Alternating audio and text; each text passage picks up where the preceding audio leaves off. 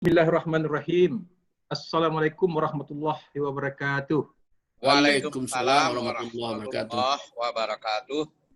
Alhamdulillahirabbil alamin. Wassalatu wassalamu ala asrafil anbiya'i wal mursalin wa ala alihi wassahbihi ajma'in. Amma ba'd. Syukur alhamdulillah, puji syukur kita panjatkan kehadirat Allah Subhanahu wa taala yang mana pada kesempatan kali ini kita masih diberi kenikmatan berupa kehidupan di mana kita masih bisa berkumpul walaupun secara virtual di dunia maya, tapi insya Allah tidak akan mengurangi arti daripada pertemuan ini yang insya Allah akan memberikan manfaat bagi kita bersama. Salawat dan salam marilah sama-sama kita sampaikan kepada junjungan kita Rasulullah Sallallahu Alaihi Wasallam, Nabi Muhammad Sallallahu Alaihi Wasallam, dan semoga yang telah membawa kita dari alam yang gelap gulita ke alam yang terang benderang penuh ilmu pengetahuan seperti saat ini. Selanjutnya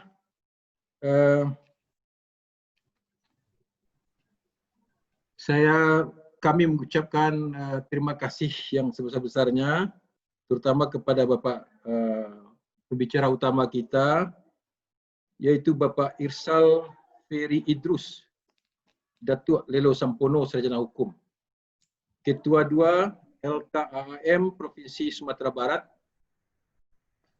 dan kemudian kepada Bapak Gusril Basir, Sarjana Hukum, MHUM, Wakil Dekan 3 Fakultas Ekonomi dan Bisnis Islam IAIN Bukit Tinggi.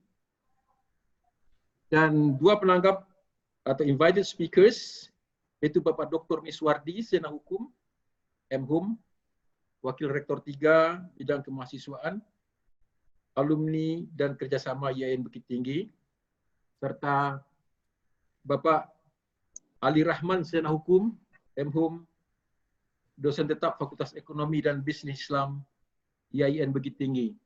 Dan selanjutnya kepada para peserta webinar yang berbahagia. Sekali lagi, Assalamualaikum warahmatullahi wabarakatuh. Waalaikumsalam warahmatullahi wabarakatuh. Okey, tidak memanjangkan mukadimah, marilah kita sama-sama ikuti pembukaan yang akan disampaikan oleh Dekan Fakultas Ekonomi dan Bisnis Islam, Bapak Dr. Iis Ismuddin, MA. Silakan kepada Bapak Dekan yang terhormat.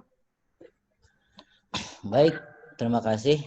Bismillahirrahmanirrahim. Assalamualaikum warahmatullahi wabarakatuh.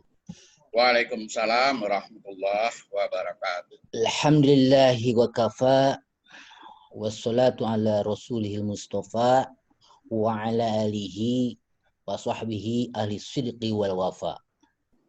Amma ba'd. Yang saya hormati, yang sama-sama kita hormati, Bapak Ibu Wadek, Wakil Dekan PB IAIN Bukit Tinggi, Wadek 1, 2, dan 3. Yang sama-sama kita hormati para ketua jurusan dan sekretaris jurusan di lingkungan PB IAIN Bukit Tinggi. Yang sama-sama kita hormati Bapak narasumber kita, Pak Datuk Irsal, Pak Gusril Basir SHM HUM, dan penanggapnya atau invite speakernya Pak Dr. Miswardi SHM HUM dan Pak Ali Rahman SHM HUM, dan para Bapak Ibu dosen juga di lingkungan IAIN Bukit Tinggi, dan mungkin yang lain juga ikut dalam sebagai peserta webinar D3 Perbankan Syariah PB IAIN Bukit Tinggi, dan tentu para peserta semuanya tanpa terkecuali. Alhamdulillah, syukur alhamdulillah pada siang hari ini menjelang sore kita diberkati oleh Allah Subhanahu wa taala dapat berkumpul dalam acara yang insya Allah diberkahi dan diridhai Allah Subhanahu wa taala. Salawat dan salam semoga tercurah kepada junjungan kita Nabi Muhammad sallallahu alaihi wasallam, kepada keluarganya, kepada sahabatnya, dan kita selaku umat. Amin amin ya rabbal alamin. Dalam kajian usul fikih Ada sumber hukum ekonomi Islam itu ada sumbernya itu ada dalil yang disepakati dan ada dalil yang tidak disepakati. Dalil yang disepakati itu yaitu tentu disepakati yaitu Al-Quran dan Sunnah. Dan ada yang tidak disepakati di antaranya yaitu urf. Apa itu urf? Urf itu kalau diturunkan adalah salah satunya adalah adat atau budaya. Adat bisa jadi sumber hukum dia selama tidak bertentangan dengan syariah, dengan aturan-aturan umum, yaitu aturan syariah. Itu dalam kaidah al-adatu al-muhakkamah. Adat atau budaya bisa dijadikan sumber hukum, bisa jadikan hukum selama tidak bertentangan dengan syariah. Saya ambil contoh misalnya di Minang ini ada pakan gadai ya, kalau nggak salah. Pakan gadai itu kan dia menggadaikan barang, cuma nanti barangnya itu dimanfaatkan hasilnya oleh yang menggadai, oleh yang menerima gadai. Nah, dalam kajian fikih muamalah itu memang dilarang. Cuma yang dilarang itu menurut satu versi, menurut kalangan umum, menurut jumhur. Tapi ada yang membolehkan, tapi bukan dengan cara ron, namanya yaitu bai'ul wafa. Apa itu bai'ul wafa? Yaitu jual beli bersyarat. Jual bersyarat itu begini misalnya. Silahkan barang yang digadaikan itu dia itu dijual ke yang menerima gadai dengan ketentuan nanti kalau ada uang lagi kamu bisa membelinya. Itu jual beli bersyarat itu. Kalau dijual beli bersyarat kan berarti kan bisa dipakai itu manfaatnya itu. Beda dengan gadai karena gadai itu adalah sifatnya mau menolong. Nah, kalau digadaikan barang yang digadaikan itu tidak boleh diambil manfaatnya. Tapi kalau jual bersyarat dengan bai'ul wafa, boleh diambil manfaat barang yang digadaikan itu. Artinya adat Minang itu sebetulnya kalau tidak bertentangan dengan fikih jumhur atau fikih beberapa mazhab yaitu fikih Syafi'iyah. Tapi dengan fikih yang lainnya itu fikih Hanafiyah dengan cara bai'ul wafa itu dibolehkan yaitu dengan cara istihsan. Itu salah satu contoh. Nah, nanti kita di sini dengan acara webinar ini insya Allah akan mendapatkan nilai-nilai yang itu adalah sesuai dengan syariah. Saya yakin sesuai dengan syariah. Kenapa? Karena Minang itu adalah adat bisa di syara bisa di kitabullah. Insya Allah. Makanya kita perlu diadakannya seminar ini pada siang kali ini. Mudah-mudahan kita nanti mendapat pencerahan yang lebih luas dari bapak-bapak narasumber kita pada siang ini.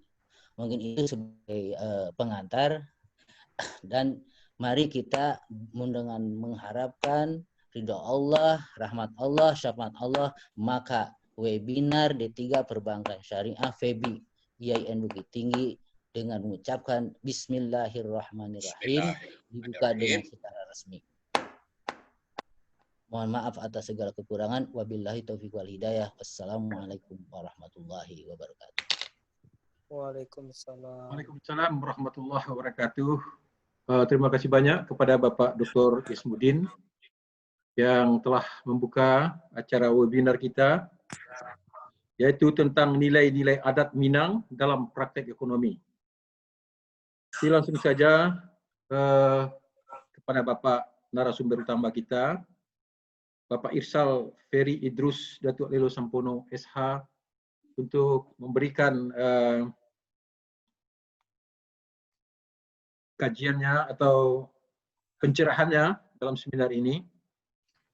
Dan karena waktu yang terbatas, Pak, kita batasi itu maksimal sekitar 20 menit. Kepada Bapak Datuk Lelo Sampono, kami persilakan.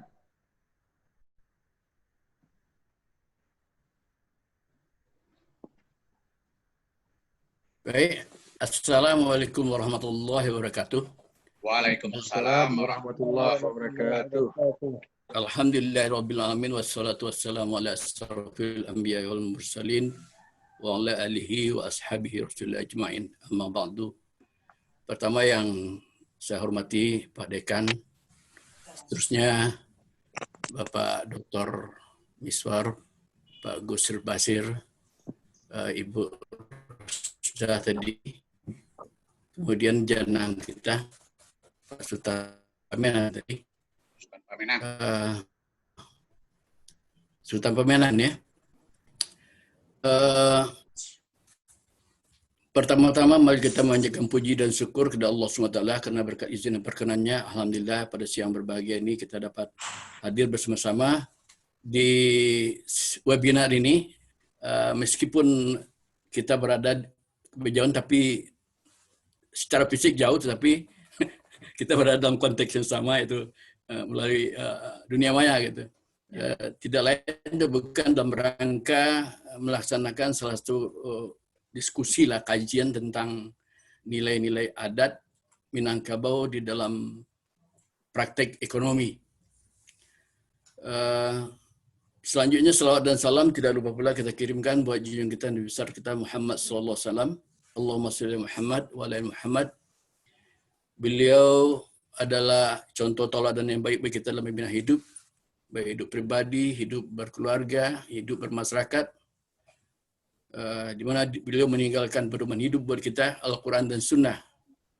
Seperti kata beliau, taraktu fikum fi amrayni lan tadilu abla kitabullahi wa sunnati Rasulullah. Moga-moga kita umat beliau yang insyaallah konsekuen, konsisten, menganggap mari pegang teguh Al-Quran dan Sunnah. Dan ini juga sejalan dengan filosofi adat kita di Minangkabau, adat bahasa di Sarak, Sarak bahasa di Kitabullah. Bapak, kemudian selanjutnya mungkin ada mahasiswa yang ikut, ya kan? Muketik nak sabui namu, kadang nak sabui gala, karena kita sangat dibatasi oleh waktu. Baik, kita langsung saja masuk kepada materi berbicara tentang nilai-nilai adat Minangkabau dalam konteks dalam praktek ekonomi. Berarti kita nanti akan mengungkapkan aturan-aturan, nilai-nilai, norma-norma yang kita temukan dalam kehidupan bermasyarakat di Minangkabau sesuai dengan adat bahasa Sarak, Sarak bahasa Kitabullah. Bang mati ya.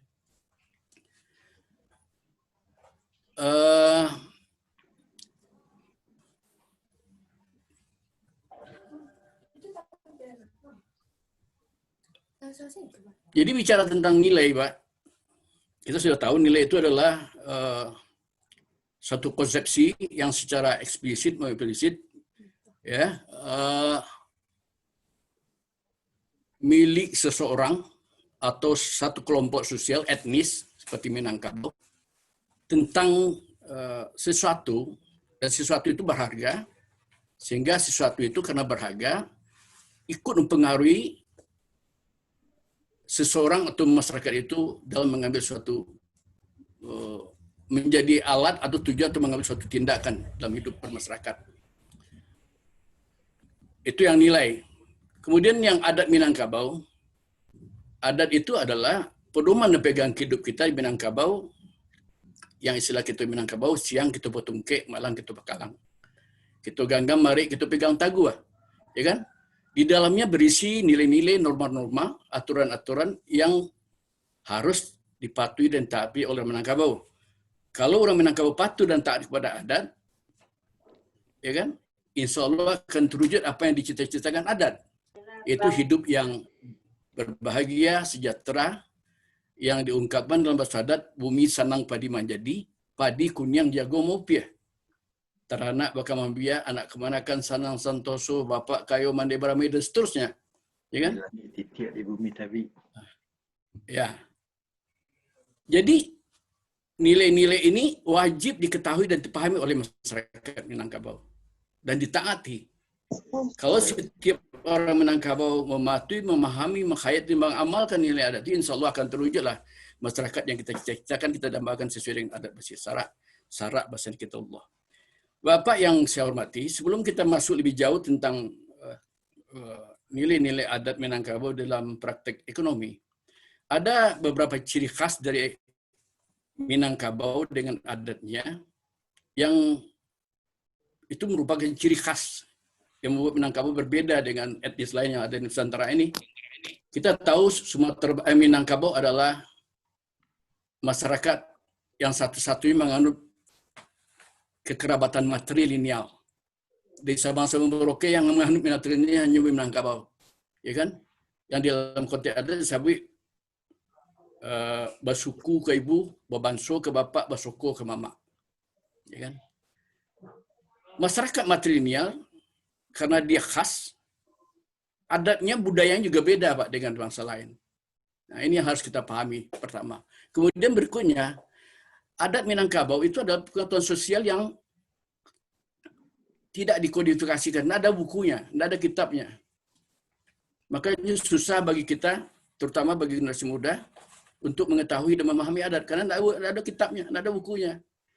Kalau ditanya ke guru mati, buka kitab-kitab boleh hilang. Ya kan? Makanya kita hari ini sangat prihatin, generasi muda kita mengalami krisis, mengalami degradasi dalam pemahaman adat. Adalah penyebabnya di sini, Pak. Nah, kami dari Akaun sekarang berupaya untuk mencoba membukukan, menulis, ya kan, permasalahan adat ini, ya kan, sehingga bisa dipahami oleh generasi muda, terutama orang yang tertarik untuk memahami adat Minangkabau. Jadi itu pertama kekhasannya, tidak ada kitabnya, tidak dikodifikasikan. Kenapa tidak dikodifikasikan? Karena memang waktu adat itu disusun, dibuat, belum budaya tulis baca belum masuk ke Minangkabau.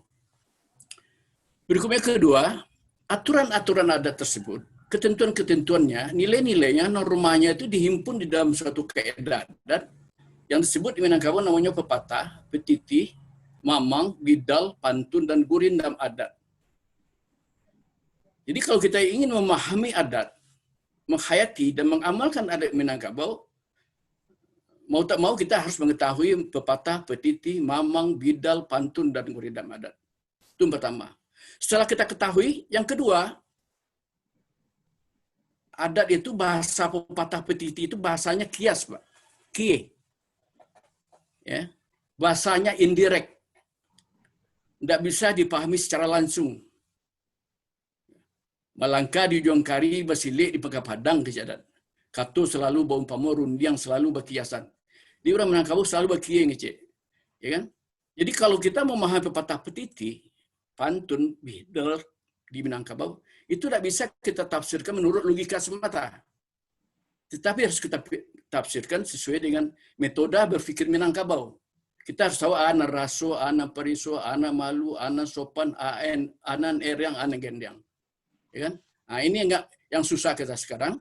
Kalau orang Minangkabau, meskipun dia orang Minang, nenek moyangnya, bapak ibunya orang Minang, kakeknya orang Minang, tapi dia tidak hidup di dalam iklim itu, dia akan susah memahami apa itu pepatah peti, apa itu kie.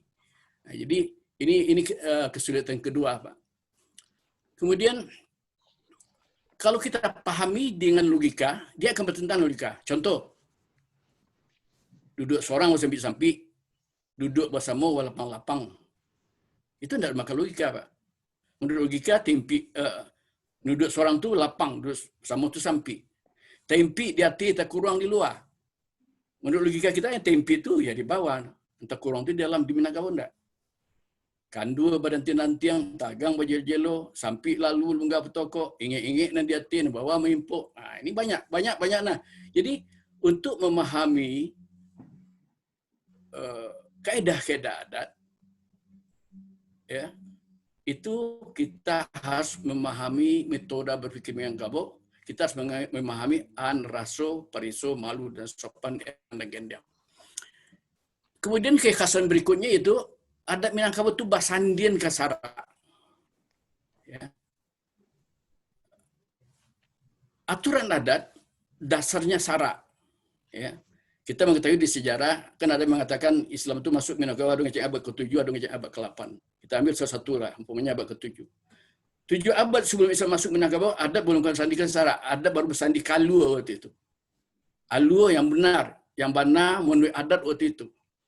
Sedangkan setelah sara masuk, Islam masuk Minangkabau, pihak sandinya Al-Quran dan Sunnah.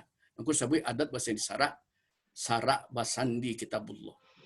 Ya kan? Jadi kedatangan Islam ke Minangkabau sesuai dengan misi Rasulullah itu memang untuk sebagai rahmatan lil alamin, khusus untuk Minangkabau memang nak cincin galang labulian, nak ia pincuran tabik, semua dikali datang. Ya kan? Cocok dengan adat kita, Pak. Adat basandi sara basandi kitabullah. Ya kan? Jadi adat Minangkabau itu disanding kepada ajaran Islam. Ajaran Islam sanding kepada Al-Quran dan Sunnah. Kira-kira itu. Semenjak itulah lahir istilah adat bersarak sarak bahasa Indonesia, adat memakai sarak mengatur uji satu balain jalan. Tujuannya satu, yaitu kan untuk mencapai kebahagiaan hidup di dunia dan akhirat. Maka disebut dalam Minangkabau, kalau kita ini bahagia hidup di dunia, harus kita tempuh jalan dua menurut adat. Jalan dunia, jalan akhirat. Jalan dunia baradai, badat, balimbago, bacupak, bagantang. Jalan akhirat bagamu, yusara, iman, Islam, tauhid, makrifat. Digabung keduanya, itulah adat bahasa Sara, Sara bahasa kitabullah. Berikutnya, kekasan berikutnya, nilai dasar dari adat itu adalah akhlak, budi. Sebelum Islam masuk namanya adat, akhlak, budi. Setelah Islam masuk namanya akhlakul karimah. Dasar hukumnya itu nan kuriak kundi, nan berak sago, nan bayik budi, nan indah baso. Kuik rumah kerana sandi, rusak sandi rumah binaso. Kuik bangso kerana budi, rusak budi, hancurlah bangso. Ya kan? Dalam ajaran salaf itu namanya akhlakul karimah. Rasulullah diutus untuk berbaik akhlak. Jadi itu ciri-ciri khas yang membuat adat Minangkabau itu berbeda jauh dengan adat etnis lain yang di Nusantara ini. Baik, berikutnya Bapak sekalian. Jadi kalau kita bicara tentang nilai-nilai adat Minangkabau di dalam konteks praktek ekonomi, itu kita akan melihat dari nilai-nilai aturan-aturan yang terdapat dalam adat, ya kan? Kamu kebetulan basicnya memang bukan orang ekonomi, tapi saya tanya kemarin sama anak saya teman fakultas ekonomi, bicara tentang ekonomi, bicara tentang produksi, distribusi, konsumsi, gitu kan? Bagaimana kita mengelola faktor-faktor produksi seperti sumber daya alam, kemudian tenaga kerja, kemudian juga mungkin teknologinya, ya kan, mungkin skill dan keahlian. Nah, nanti bagaimana kita memproses setelah hasil produksi dihasilkan, lalu bagaimana mendistribusikannya, bagaimana sampai ke tangan konsumen gitu. Bapak sekalian yang hormati, ya kalau kita lihat tentang pengelola khusus mengenai produksi Pak dan sektor dalam sumber pengelolaan sumber daya alam,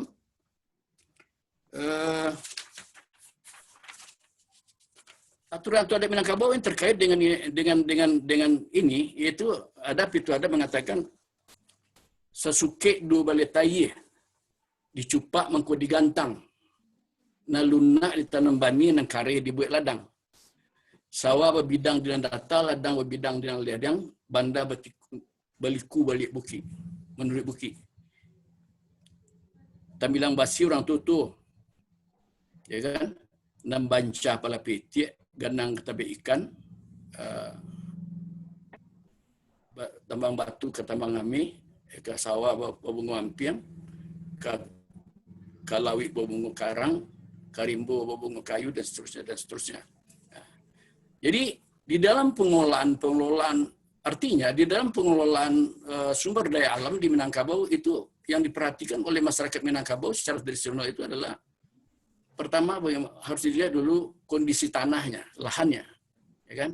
Bagaimana topografinya, jenis tanahnya bagaimana, tanah keras atau tanah lunak, tanah tegalan atau tanah rawa-rawa gitu. Nah, kalau sudah diketahui itu baru ditentukan apa bentuk kegiatan ekonomi yang harus kita lakukan, ya kan? Seperti kalau tanah lunak itu dimanfaatkan untuk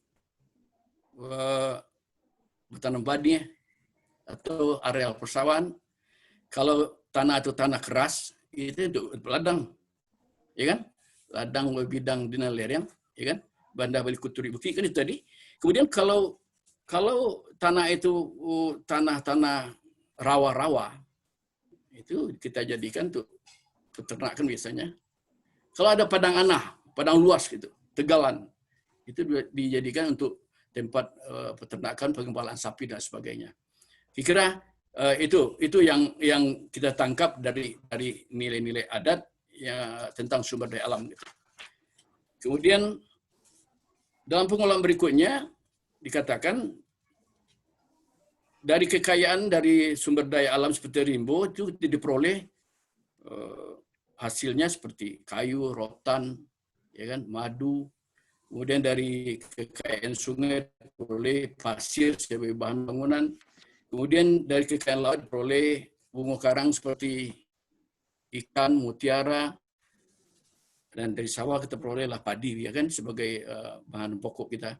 Dari pertambangan bisa menghasilkan bahan-bahan pertambangan seperti emas, perak, tembaga, dan sebagainya.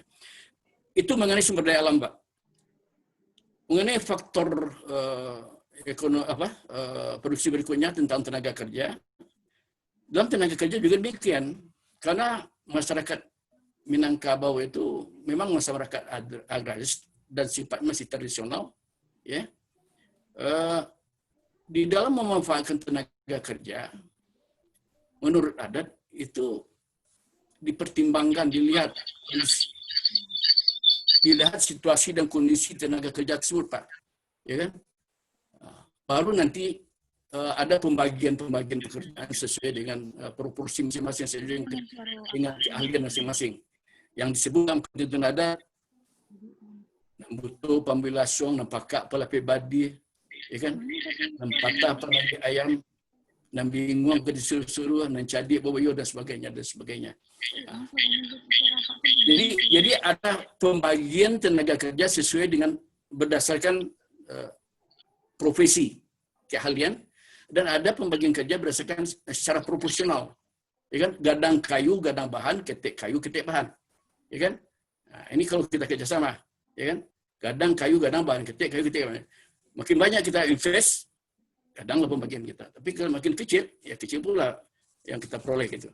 Itu mengenai nilai-nilai adat, aturan-aturan adat yang berkaitan dengan sumber daya alam dan tenaga kerja. Kemudian mengenai keahlian, ya kan? Tentang keahlian ini banyak aturan nilai-nilai adat yang bisa kita dapatkan di Minangkabau, seperti kok duduk marip ranjau, tagah menjauh jarak, ya kan? Hari sehari di perampik, malam semalam di petigo, ya kan? Namu wajari bersawan, namu pokok berbelanjo, asal je patung, asal anguk-angik ikan, ya kan? Dan indak dicari jo, biar kepala bakubang asal tanduk makan, itu contoh-contohnya, Pak. Itu yang menyangkut mengenai keahlian di dalam mengelola sumber daya alam tanah, ya kan? Kemudian teknologi, karena kita bicara dalam konteks masyarakat tradisional, ya kan? Ya, teknologi yang dimanfaatkan di dalam kegiatan ekonomi di Minangkabau itu ya masih tradisional, seperti untuk mengolah bahan lahan tanian seperti cangkul, sabi, linggi, ya kan, cangkul, ya kan. Kalau untuk sarana transportasi mungkin dulunya itu seperti pedati, gerobak, kuda beban dan sebagainya. Jadi itu mengenai teknologi, Pak. Lalu kalau mengenai distribusi, Pak, kita kan tahu hasil produksi itu di Minangkabau biasanya terutama padi banyak. Itu sebagian besar itu untuk dikonsumsi oleh kita sendiri gitu, ya kan, oleh pemilik lahan, ya kan, untuk kaum, untuk suku, ya kan. Jarang yang dijual di Minangkabau, Pak, ya kan. Jadi sebagian besar hasil yang dikelola itu dimanfaatkan untuk kebutuhan, untuk konsumsi rumah tangga.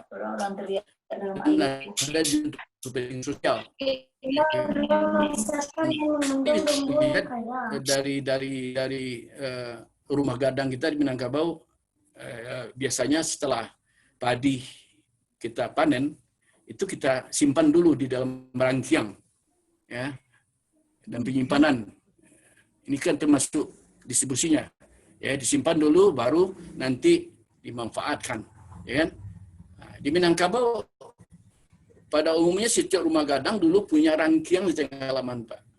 Ada namanya si tinjau lawi, si bayau-bayau, si tangkalapa, ada kapuk kocik nama kalau di kampung bawah, ya. Nah, itu fungsi berbeda. Kalau si tinjau lawi itu untuk isi rangkiang itu adalah untuk kebutuhan membeli barang-barang yang tidak bisa diproduksi sendiri oleh oleh keluarga. Kalau yang si bayo-bayo itu biasanya dimanfaatkan untuk kebutuhan sehari-hari oleh keluarga atau kaum. Sementara yang si tangkalapa itu biasanya dimanfaatkan hasilnya untuk kalau terjadi paceklik itu, atau untuk membantu atau menolong, ya kan? Atau pesila dalam adat membantu si dagang lalu gitu. Ada kapuk kocik. Kapuk kocik itu biasanya untuk menyimpan padi abuan, ya kan? Padi untuk tampang, untuk bibit, ya kan? Nah, dari rangkaian ini bisa kita lihat bagaimana proses distribusi pertanian, kegiatan ekonomi di Minangkabau. Nah, kalau konsumsi seperti tadi Pak, yang mengkonsumsi keluarga, kaum, ya kan? Lalu ada juga yang dipatenggangkan, ya kan, secara sosial seperti itu. Jadi kira-kira itu Pak, saya bicaranya untuk faktor-faktor produksi yang paling banyak, ya, sesuai dengan basis saya. Kira-kira itu Pak Janang yang dapat saya sampaikan. Sudah masih banyak kalau nilai kalau kita ungkapkan di dalam adat Minangkabau melalui pepatah petiti itu sangat banyak. Ada nilai keadilan, kejujuran, hemat, ya kan, tidak boros dan sebagainya. Dia juga sangat besar perannya dalam kegiatan ekonomi, ya kan. Dan satu hal yang perlu kita ketahui, tadi kan adat bahasa ini sarak bahasa ini kitabullah, ya kan. Setelah Islam masuk, adat itu bahasa ini sarak. Jadi proses adat bersarak itu sampai sekarang masih berlangsung, Pak. Semenjak adat bersanding ke syarak, aturan-aturan hidup orang Minangkabau kalau ada bertentangan dengan Al-Quran, dengan Sunnah, dengan Islam, itu akan tidak dipakai lagi, Pak. Ya kan? Jadi proses ABSSBK itu sampai hari ini masih berjalan, Pak. Ya. Jadi artinya apa? Ketentuan-ketentuan Islam juga menjadi landasan dalam kehidupan berekonomi di Minangkabau semenjak Minangkabau basandikan kasara. Kira-kira itu Pak Janang, panjang dikarek, singkat boleh, kurang ditukar. Mohon maaf, barangkali nanti dalam diskusi berikutnya bisa kita tambah gitu. Assalamualaikum warahmatullahi wabarakatuh. Waalaikumsalam warahmatullahi wabarakatuh.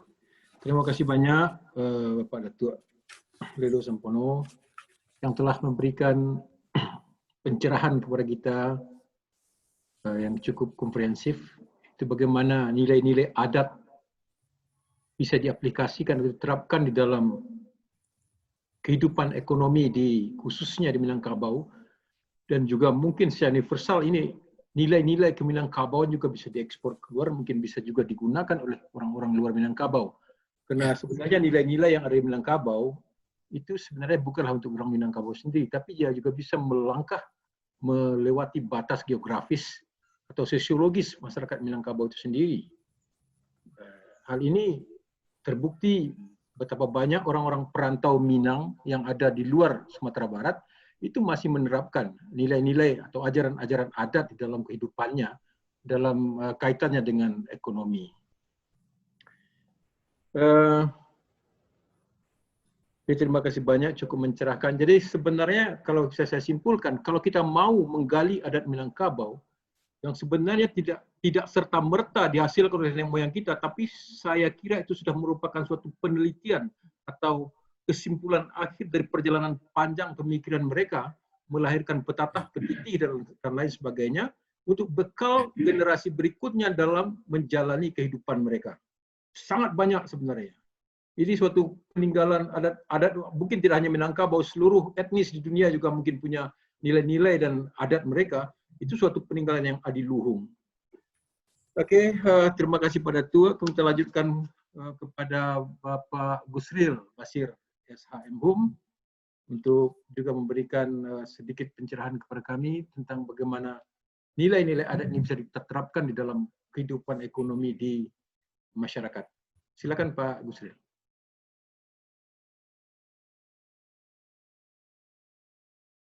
Di-mute, Pak. Pak Gusrilnya tuh suaranya masih di-mute. Masih di-mute, Wan. Ya. Biar saya kasih tahu aja. Ya, terima kasih kepada Janang Alek Pak Genta Sakti Sultan Pamenan yang sudah memberikan waktu untuk menyampaikan 1-2 hal berkaitan dengan nilai-nilai budaya Minangkabau dalam praktek ekonomi yang ada di masyarakat. Yang pertama sekali yang kita hormati Bapak Dekan Fakultas Ekonomi dan Bisnis Islam beserta ibu-ibu wakil dekan, Bapak narasumber, Bapak Datuk Relo Sampono, Bapak Dr. Miswar Munir Miswardi, SAM HUM, dan Bapak Ali Rahman, SAMH, yang sudah bersama-sama kita untuk mendiskusikan tentang nilai-nilai sosial budaya Minangkabau dalam ekonomi ini. Pertama sekali, kita merasa senang dapat bersama-sama dengan Bapak Datuk Lelo Sampono yang sudah berkenan hadir berbagi ilmu pengetahuan dan pengalaman hidup dengan kita di sini. Cuman ada sesuatu hal yang perlu kita sampaikan kepada Pak Datuk ini. Karena sumber atau referensi kita sama dari bukunya Bapak Idrus Hakimi, Datuk Rajo Pengulu, yang merupakan orang tua kandung dari Pak Datuk Lelo Sampono. Sehingga dari materi yang kita terima dari host tadi, sebagian besarnya ada kesamaan. Sehingganya akan rugi kita ketika kita ulang lagi di sini. Makanya pada kesempatan ini saya lebih menekankan kepada prakteknya. Kita melihat bagaimana kebiasaan atau adat pedagang Minangkabau di dalam melakukan jual beli. Nah, jadi kalau Pak Datuk sudah menyampaikan secara teoritis garis besarnya tentang nilai-nilai ekonomi Minangkabau, saya akan lebih menspesifikkan dilihat dari perdagangannya. Baiklah, Bapak Ibu peserta webinar pada kesempatan hari ini, kita sudah sama-sama memahami bahwa Minangkabau itu adalah sebuah masyarakat yang menurut sejarah sudah sulit diungkapkan kebenarannya dari mana asalnya, tetapi yang penting sekarang ini bahwa masyarakat itu sudah menghasilkan kebudayaan. Segala aspek kehidupan sudah diatur sedemikian rupa, sehingga tidak ada salahnya ketika para peneliti asing mengatakan bahwa nagari-nagari yang ada di Minangkabau itu yang menurut sejarah asalnya 543 buah negari merupakan republik kecil. Artinya sebuah negara yang sudah mampu melaksanakan kehidupan berdasarkan otonomi yang dimilikinya. Nah, tentu dalam hal ini mereka sudah mempunyai aturan-aturan yang disebut dengan adat. Makanya nagari-nagari itu sekarang disebut dengan Kesatuan Masyarakat Hukum Adat. Adat dalam masyarakat Minang itu memiliki makna yang luas. Tidak saja hanya kebiasaan yang dilakukan secara berulang-ulang, tetapi adat itu juga memiliki makna nilai. Tadi Bapak Datuk sudah mengungkapkan apa yang dimaksud dengan nilai. Nah, saya akan lebih praktiskan bahwa nilai itu adalah pandangan tentang baik dan buruk. Mana yang boleh dan mana yang tidak boleh dilakukan oleh masyarakat. Nah, kita simpelkan saja. Nah, kemudian lebih konkret lagi, dari nilai itu dia akan berkembang menjadi norma. Dia menjadi pedoman bertingkah laku dalam kehidupan masyarakat yang meliputi berbagai aspek. Ketika norma itu sudah dikuatkan dengan sanksi yang baik yang diberikan langsung oleh penguasa adat, maupun yang diberikan oleh masyarakat, maka adat-adat itu dapat dikatakan sebagai hukum adat. Jadi adat di Minang itu cukup luas. Nah, mulai dari nilai sampai kepada hukum, itu disebut dengan adat. Nah, adat Minang itu cukup luas sekali. Makanya dia akan meliputi berbagai aspek di dalam kehidupan kita bersama. Makanya orang Minang mengatakan, Minangkabau berbenteng adat. Bulando berbenteng basi. Jadi kekuatan masyarakat Minang dengan adatnya itu disamakan dengan kekuatan besi bagi Belanda dalam menghadapi musuh tentunya dalam hal ini. Nah, ini yang perlu kita banggakan bahwa nenek moyang kita sudah mampu menciptakan nilai-nilai, mempertahankan, dan bagaimana mewariskannya pada saat sekarang ini kepada generasi selanjutnya. Next, host. Ya, tentang nilai kita tidak perlu ulang lagi. Lanjut, host. Ya. Baiklah, Bapak Ibu, karena tadi sudah disampaikan kepada para peserta webinar, karena sebagian besar materi yang kita rancang hampir bersamaan dengan Pak Datuk, makanya kita hematkan waktu kita. Makanya dari nilai-nilai yang ada, dikristalisasikan dalam hal ini. Sehingga saya menamakannya dengan pandangan hidup, atau bisa juga disebut dengan karakteristik. Nah, di sini pandangan hidup atau karakteristik atau kepribadian orang Minang itu, yang pertama, orang Minang itu agamais. Tentu dalam hal ini adalah agama Islam. Tadi sudah dijelaskan oleh Pak Datuk, kita memiliki pandangan hidup adat Basandi Sara, Basandi Kitabullah. Nah, kemudian yang kedua, orang Minang itu bersifat egaliter. Duduk sama rendah, tegak sama tinggi. Kemudian orang Minang itu memiliki pola berpikir konkret dan visual. Orang Minang itu adalah orang yang suka musyawarah untuk mencapai kata mufakat.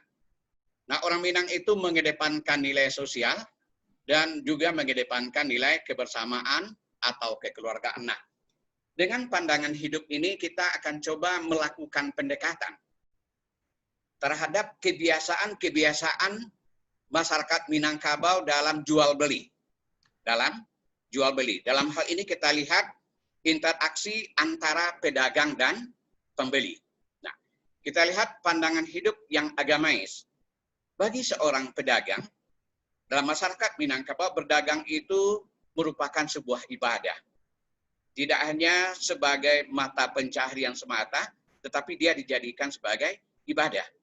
Karena dia merupakan suatu perbuatan ibadah, makanya di sini melekat nilai-nilai kejujuran bagi para pedagang yang bersangkutan. Sehingga ketika orang Minangkabau melakukan hajatan-hajatan, dia selalu memanjatkan doa kepada Allah Subhanahu wa Ta'ala agar dagangannya berjalan lancar. Nah, di samping itu, kita lihat bahwa masyarakat Minangkabau itu dalam kebiasaannya sering melakukan ijab kabul ketika sudah didapatkan kesepakatan tentang harga dan jual beli akan dilakukan. Biasanya ijab kabul itu ada yang disampaikan terlebih dahulu oleh pedagang, ada yang disampaikan terlebih dahulu oleh pembelinya. Nah, jadi secara praktisnya dengan pandangan hidup yang agamais itu bagi masyarakat Minangkabau, berdagang itu adalah ibadah, sehingga dia dilandasi dengan agama, adanya ijab kabul yang dilaksanakan dalam transaksi jual beli.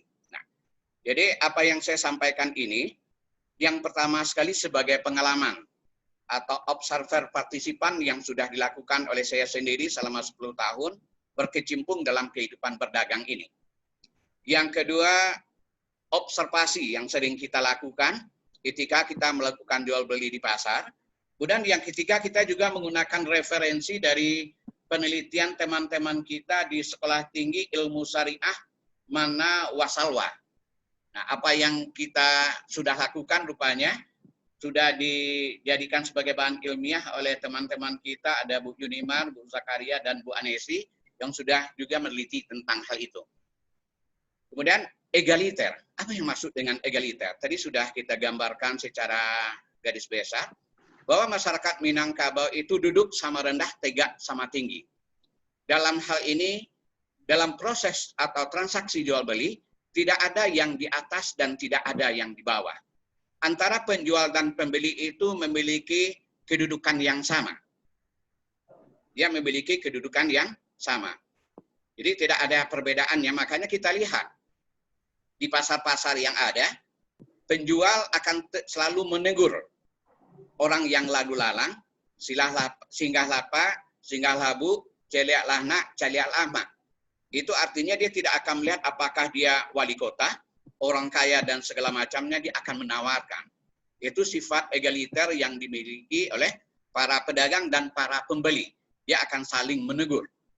Nah, kemudian dalam hal keegaliteran ini, dalam saling tegur-menegur itu akan terjadi komunikasi. Akan terjadi komunikasi tawar-menawar antara penjual dan pembeli.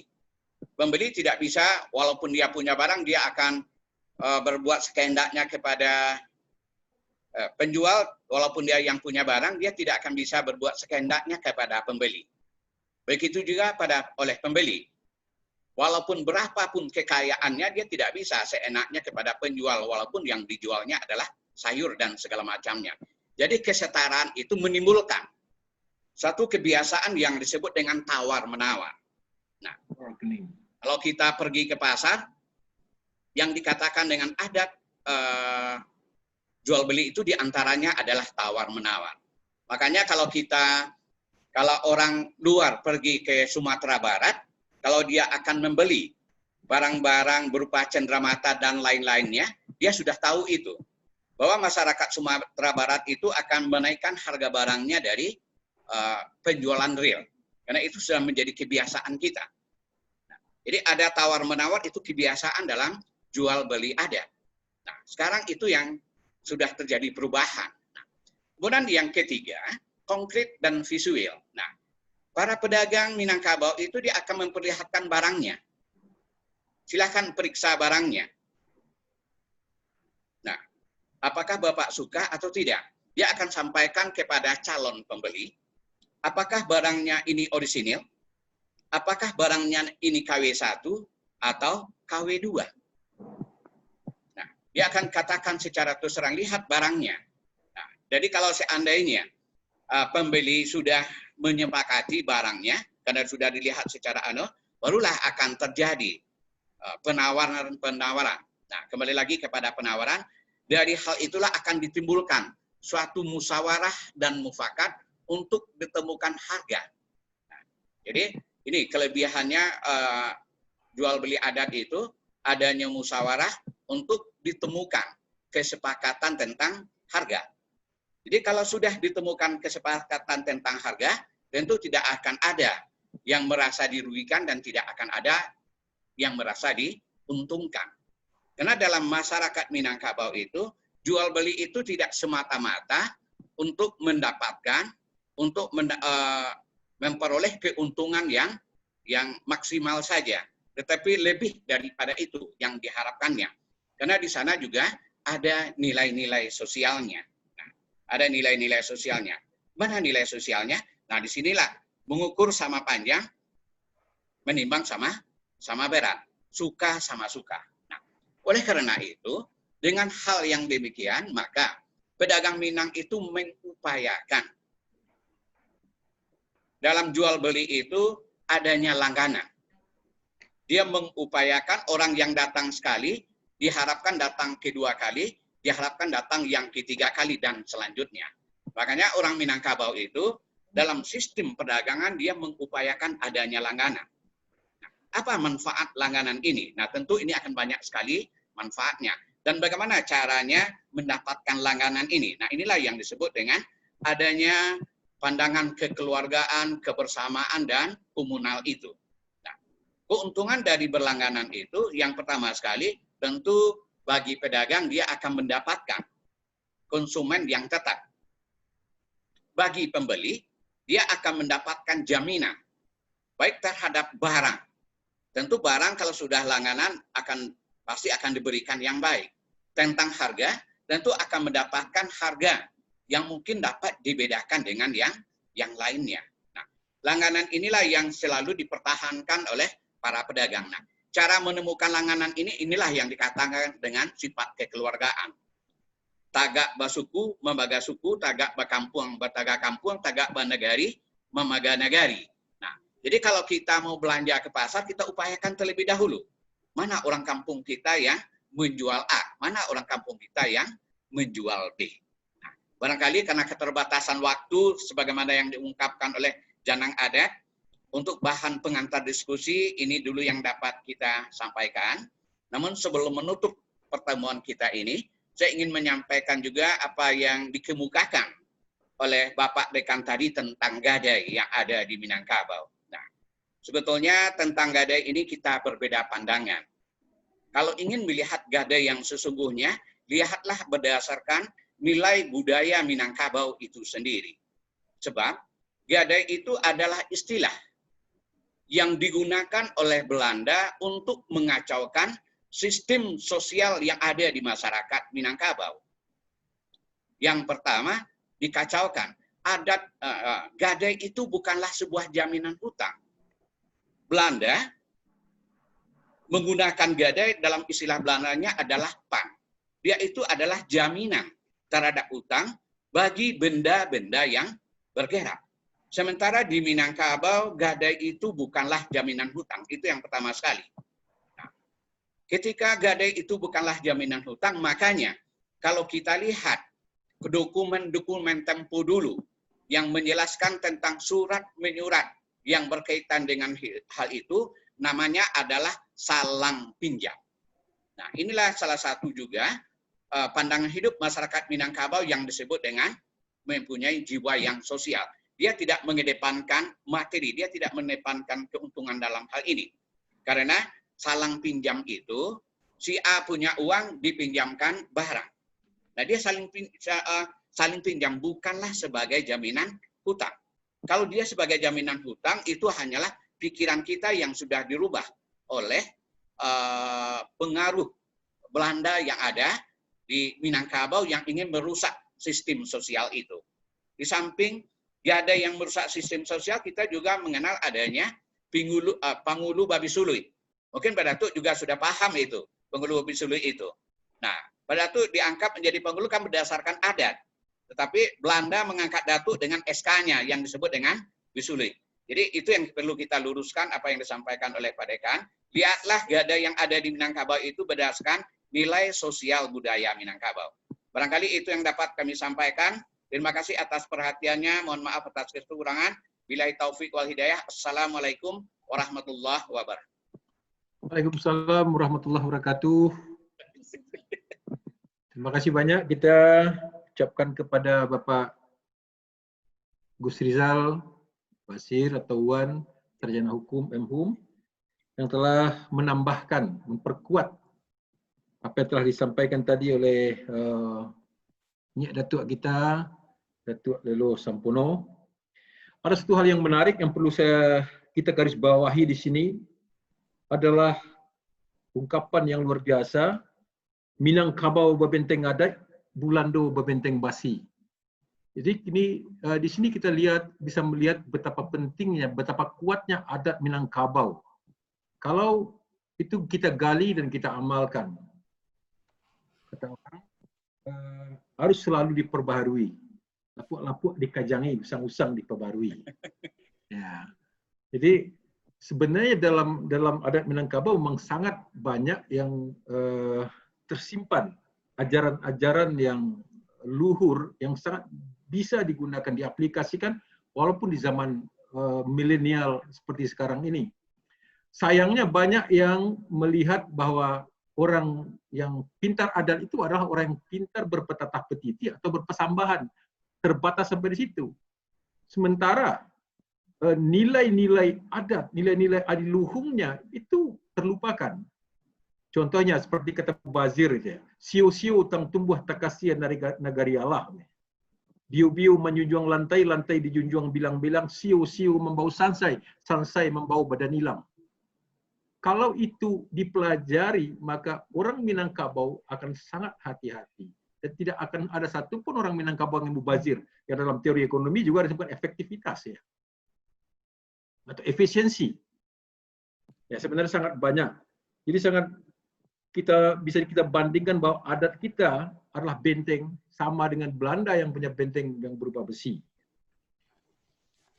Jadi mudah-mudahan ke depan kita semua bisa kembali menggali ajaran-ajaran adat kita. Dan selanjutnya kita minta kepada Bapak Dr. Miswardi untuk memberikan tanggapannya. Kepada Bapak Miswardi kami berikan maksimal 15 menit Pak Mis, ya. Iya, iya. Pada Pak Mis Kami persilakan. Baik, makasih Janangale. Assalamualaikum warahmatullahi wabarakatuh. Waalaikumsalam warahmatullahi wabarakatuh. Penghormatan saya tumpangkan kepada pembicara terdahulu. Alhamdulillah alamin wa bihi nasta'in min umuri dunya waddin. Asyhadu an la ilaha illallah wa asyhadu anna Muhammadan abduhu wa rasuluh la nabiyya ba'dah. Disyukur alhamdulillah kembali kita panjatkan kehadirat Allah. Siang ini Allah masih memberikan karunia dan rahmatnya kepada kita bersama. Juga salawat dan salam tidak lupa kita sampaikan kepada junjungan kita Nabi Muhammad SAW. Sangat menarik sekali materi yang disampaikan oleh dua pembicara tadi.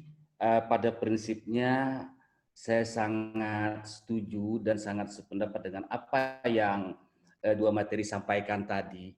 Akan tetapi dalam hal ini saya akan melihat pada sudut pandang yang lain tentang nilai-nilai adat dalam praktek ekonomi di Minangkabau. Saya ingin memfokuskan nilai adat yang kita maksudkan di sini pastilah tadi adat Minangkabau dari apa yang disampaikan dua pembicara tadi. Tetapi saya ingin melihat bahwa nilai-nilai adat itu dalam praktek ekonomi Islam. Artinya begini, ketika kita tadi berbicara tentang adat Minangkabau, maka kita selalu tidak pernah lepas dari asas dari adat Minangkabau itu sendiri, yang hari ini asasnya adalah adat Besandi Sarak, Sarak Besandi Kitawulah, yang sebelum Islam masuk itu asasnya adalah adat Besandi Alu, Alu Besandi Jepat. Nah, jadi artinya di sini bahwa ada dua hal yang perlu kita lihat antara adat dan praktek ekonomi. Maka di sini yang akan kita lihat pertama bahwa ada kesamaan antara nilai-nilai adat Minangkabau dengan nilai-nilai Islam dalam praktek ekonomi. Nah, persoalannya adalah bahwa seperti dikatakan oleh pembicara pertama tadi, kita tahu bahwa Islam itu masuk di Minangkabau, okelah dari dua versi tadi kita pakai versi yang pertama pada abad ke-7. Itu artinya sebelum abad ke-7 bahwa Minangkabau ini sudah ada. Kalau kita mau menyebut Minangkabau ini sejak kapan, maka katanya sejak Gunung Merapi Sagarang Talu Itia. Itu artinya bahwa sudah ada nilai-nilai, ya, sudah ada nilai-nilai adat itu di dalam masyarakat Minangkabau. Nah, pertanyaannya, kenapa kok bisa ada titik kesamaan? Ya, maka dalam bahasa filsafat saya ingin katakan bahwa di sini ada dialektika antara adat Minangkabau dengan Islam dalam praktek ekonomi. Ini yang mungkin perlu kita lakukan kajian di dalam adat Minangkabau. Di mana dialektikanya? Maka kita melihat tadi, ya seperti dikatakan oleh rekan tadi, adat itu sebenarnya kalau di dalam Islam dikatakan dengan istilah uruf, ya itu suatu kebiasaan-kebiasaan. Maka yang pertama akan kita lihat, adat Minangkabau itu terbentuk adalah dari buah interaksi perenungan akal budi. Jadi interaksi perenungan akal budi nenek moyang. Ini yang pertama. Oleh karena itu adat Minangkabau ya dikatakan bahwa alam tak kambang jadi guru. Apa makna ini? Di dalam adat Minangkabau sekalipun sebelum datangnya Islam ya sudah dirancang ya, ada titik kesamaan tadi. Jadi pertama adalah pada alam tak kambang jadi guru. Artinya apa? Nenek moyang orang Minangkabau menyusun ya, norma-norma kehidupan sosialnya belajar kepada alam. Nih, di dalam Islam ini yang dikatakan dengan ayat-ayat kauniyah. Ayat kauniyah. Jadi artinya apa? ketika nenek moyang orang Minang dulu belajar kepada alam, takambang jadi guru, dan hasil perenungan akal budi yang sangat tinggi, maka oleh karena itu dalam teori adat Minang melahirkan sebuah kearifan sosial. Kemudian kita juga melihat ketika Islam masuk ke Minangkabau, hampir tidak ada terjadi benturan dengan masyarakat adat. Hal ini kita buktikan ya, bahwa dengan perjanjian Marapalam ya, yang dikatakan di situ kesepakatan adat Besandi Sarak Besandi Kitabulah, ini artinya bahwa itu tuh adalah sebuah titik puncak kemesraan antara adat Minangkabau dengan Islam. Dan kerelaan adat Minangkabau menempatkan Al-Quran, ya, Kitabullah sebagai dasarnya. Adat Besandi Sarak Besandi Kitabullah. Ini membuktikan bahwa tokoh adat pada waktu itu bisa menerima nilai-nilai Islam secara legowo. Sehingga dikatakan adat Besandi Sarak Besandi Kitabullah. Nah, ini kita mulai ya kajiannya. Nah, kemudian kita lihat di mana titik temu dialektikanya tadi. Sehingga akulturasi nilai-nilai adat Minangkabau ke dalam nilai-nilai Islam itu tidak terjadi benturan-benturan terutama dalam praktek ekonomi. Nah, seperti dikatakan oleh dua pembicara tadi bahwa sebenarnya secara umum nilai-nilai adat Minangkabau itu adalah sebuah nilai luhur yang dilahirkan berdasarkan akal budi yang bijaksana tadi. Nah, maka kemudian kita melihat dalam filsafat adat Minangkabau itu adalah adanya keseimbangan. Ini dasar. Yang dalam bahasa filsafat dikatakan equilibrium itu ada keseimbangan. Kemudian juga dalam filsafat adat Minangkabau keadilan, justice.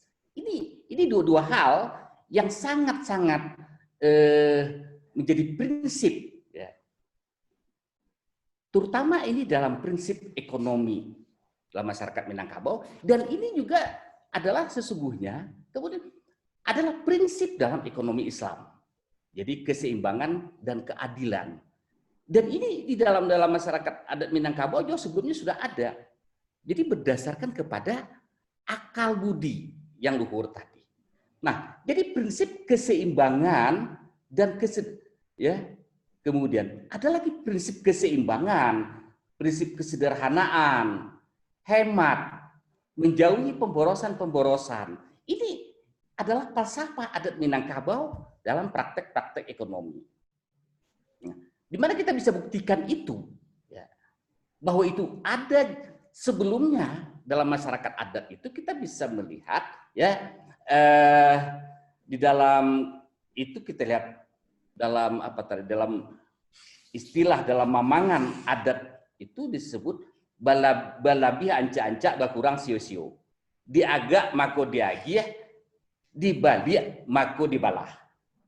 Artinya apa ini? Ya. Dalam filosofi kesederhanaan, jadi dalam mamangan ini adalah kesederhanaan itu ditempatkan dalam tatanan proporsional. Ya. Dalam tatanan proporsional dengan memperhatikan beban. Jangan lebih dari kemampuan. Nah, ini hari ini yang berkembang dalam prinsip-prinsip ekonomi ditekankan kepada masyarakat hari ini kan bahwa yang akan di Bali itu bukan keinginan tapi sesuai kebutuhan. Ini dalam prinsip ekonomi hari ini. Dan dalam masyarakat adat Minang dari dulu sudah jauh-jauh sebelumnya sudah ada. Dalam teori adat Minangkabau sudah ada itu. Nah, jadi nilai hemat ini diakui dalam falsafat adat Minangkabau. Jadi yang dikutip dalam pepatah, berhemat sebelum habis, sadiukan payung sebelum hujan. Nah, apa maknanya ini? Sikap hidup dalam masyarakat, sikap hidup hemat itu dalam masyarakat Minangkabau itu adalah untuk menghindari ketiadaan atau kemelaratan masa depan. Artinya apa? Dalam nilai-nilai adat Minangkabau tentang ekonomi, praktek ekonomi yang hari ini dikembangkan dalam praktek ekonomi Islam itu sebenarnya juga sudah ada. Apa artinya? Misalnya kita perlu cadangan-cadangan generasi masa-masa depan. Nah, di dalam adat ini sudah dari dulu sudah ada. Apa di sini? Menjauhi nilai pemborosan yang dalam ekonomi Islam ini juga merupakan sesuatu yang tidak boleh. Bagaimana gitu? Yang dikenal di dalam falsafah adat Minangkabau itu wakatu ado jan dimakan, lah habis baru dimakan. Ini ya seperti kata Pak Datuk tadi ya. Kalau gitu secara literalek orang tidak paham itu. Waktu ado jan dimakan. Ketika ndak ado baru dimakan. Ini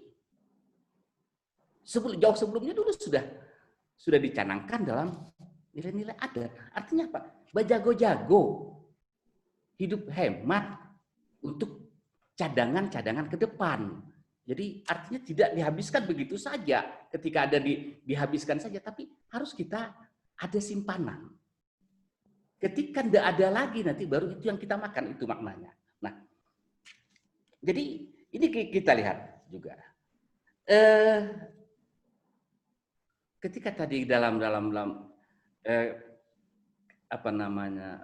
ekonomi kita menghadapi masa depan, cadangan-cadangan ke depan. Nah, jadi di dalam adat juga kita ada kita kenal juga ya, ada prinsip keadilan dari nilai-nilai sosial, keadilan ekonomi dan keadilan distribusi pendapatan. Nilai keadilan sosial itu bisa kita lihat dalam Mamangan adat Minangkabau. Gadang jan malendo, panjang jan manindiah, jadi jan manjua kawan. Nan tuwo dihormati, nan ketek disayangi, samu gadang bawa bekawan. Apa artinya ini? Nah, kita saling menghormati dan saling tenggang rasa. Nilai keadilan ekonomi ya, dikenal dalam falsafah adat yang termuat dalam Mamangan adat juga kita kenal. Mandape samu balabo, kehilangan sama marugi, maukua samu panjang, membilai samu laweh, baragih samu banyak, menimbang samu bare. Artinya ini letak keadilan ekonomi. Ya, keadilan ekonomi dalam adat Minangkabau. Dan ini sesungguhnya hari ini di dalam praktek-praktek ekonomi Islam yang diajarkan, yang diterapkan. Nah, kemudian juga di dalam praktek ekonomi masyarakat adat Minangkabau, yang hari ini orang mengenal apa istilahnya profit and sharing ya, atau profit atau loss sharing, itu diakui di dalam adat Minangkabau juga dulu sudah dikatakan gadang kayu, gadang bahannya, ketek kayu, ketek bahannya. Maknanya adalah besar kecil suatu keuntungan rugi didasarkan atas besarnya sumbangan yang diberikan suatu usaha. Jadi kalau prinsip ekonomi kapitalis, nah modal sekecil-kecilnya untuk meraih keuntungan yang sebesar-besarnya itu tidak sesuai dengan prinsip ekonomi Islam dan prinsip adat Minangkabau. Dalam prinsip adat Minangkabau, kalau kaiyo gadang labo, ya gadang pokok. Ketek labo, ketek pokok, ya ketek labo. Nah, jadi ini nih keadilan ekonomi itu. Nah, jadi ini kira-kira beberapa nilai-nilai ekonomi Islam dalam adat Minangkabau itu. Kemudian nilai keadilan distribusi pendapatan. Ini mendapat dalam falsafah Minang. Nilai tersebut terkandung di dalam Mamangan, nan lamah makanan tuwe, nan condong makanan tungke. Nah, apa artinya ini? Bahwa di dalam Minangkabau, ya memang ya prinsip ekonomi itu berusaha. Orang berusaha kalau ingin mendapatkan, banyak, ya usahanya lebih keras. Nah, jadi inilah saya lihat ada nilai-nilai yang mungkin barangkali ya bagi kita sebagai perguruan tinggi ekonomi Islam yang kita juga tadi seperti dikatakan bagaimana pada sisi lain kita juga menggali nilai-nilai lokal atau kearifan-kearifan lokal, maka sesungguhnya ya nilai-nilai ekonomi yang ada dalam adat Minangkabau ini sebagian besar juga sudah akulturasi di dalam nilai-nilai. Nah, sehingga tadi kita lihat kenapa sejarah praktek nilai-nilai adat Minangkabau itu ketika Islam datang tidak ada pertentangan. Ya karena memang besar nilai-nilainya hampir bersamaan. Kenapa bersamaan? Karena tadi sumber tidak berbeda. Pada satu sisi ya, di mana tadi Minangkabau mengatakan alam tak kambang jadi buruk. Jadi orang Minang melihat membuat norma-norma nilai-nilai itu dulu berdasarkan kepada pengalaman-pengalaman yang mereka temukan di alam. Jadi disinilah ada titik temunya. Nah, maka oleh karena itu ya barangkali kepada Bapak narasumber mungkin nanti kita bagaimana kita lebih lagi berusaha bersama-sama kita menggali nilai-nilai ini di dalam praktek ekonomi masyarakat ke depannya. Ya. Walaupun kemudian ya nilai-nilai adat Minangkabau ini dalam praktek keseharian sering kita lihat terjadi penyimpangan-penyimpangan. Tetapi kita harus berpikir bahwa penyimpangan-penyimpangan yang terjadi hari ini dalam praktek ekonomi masyarakat orang Minang khususnya itu bukan berarti nilai-nilai adat Minangnya yang salah, tetapi adalah manusia pelakunya yang tidak konsisten dengan nilai-nilai hidupnya. Ya, seperti ada orang mengatakan bahwa kalau praktek ekonomi di Minangkabau atau di Sumatera Barat ini ya sering terjadi istilah paku memakua, itu bukan artinya ajaran dari nilai-nilai adat, tetapi itu adalah penyimpangan-penyimpangan yang dilakukan oleh individu-individu. Nah, inilah sebenarnya yang menjadi tanggung jawab kita ya, tanggung jawab kita sebagai generasi muda Minang, bagaimana kita mengembalikan nilai-nilai adat ini dalam praktek kehidupan sehari-hari, terutama dalam praktek ekonomi. Sehingga sebenarnya nilai-nilai praktek ekonomi dalam nilai-nilai adat Minangkabau ini dalam teori ekonomi ini bisa kita katakan sebagai ini the social capital, modal sosial kita. Artinya apa? Ketika orang Minang dalam praktek ekonomi menerapkan nilai-nilai ekonomi sesuai dengan nilai adat ini. Assalamualaikum Pak Mis, waktunya 2 menit lagi ya. Oke, terima kasih. Jadi ini nih statement terakhir saya. Jadi ketika nilai-nilai adat Minangkabau ini benar-benar dipraktekkan oleh para pelaku ekonomi di Minangkabau ini menjadi sebuah nilai-nilai yang khusus ya. Barangkali ini akan menjadi sangat menarik bagi pihak luar. Dalam pengembangan ekonomi ke depan. Itu barangkali dua narasumber sebelum tadi. Terima kasih. Maaf atas segala kekurangan. Wabillahi taufiq wal hidayah. Assalamualaikum warahmatullahi wabarakatuh. Waalaikumsalam warahmatullahi wabarakatuh. Terima kasih Pak Miswardi yang telah menjelaskan juga cukup panjang lebar tentang tataran penggunaan atau aplikasi daripada nilai-nilai adat dalam kehidupan, terutama dalam bidang ekonomi. Selanjutnya kita minta kepada Bapak Ali Rahman untuk menyampaikan juga tausiah adatnya. Enggak lama, Pak. 5 menit saja. Tidak lebih dari 5 menit. 15. 5 menit aja nggak apa-apa. Oke, silakan Pak Ali. Baik, terima kasih. Assalamualaikum warahmatullahi wabarakatuh.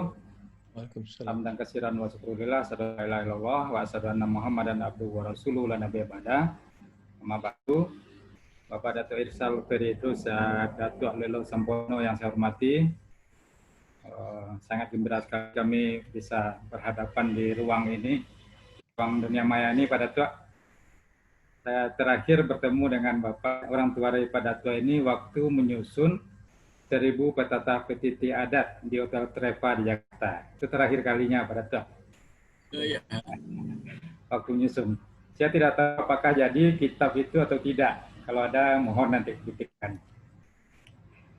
Baik, luar biasa sekali apa yang disampaikan oleh Pak Datuk dan juga Pak Yusril Basir, orang akademisi dan juga orang adat. Inilah yang memangnya kita harapkan nantinya yang akan melahirkan nilai-nilai itu yang bisa diterapkan dalam ekonomi Islam.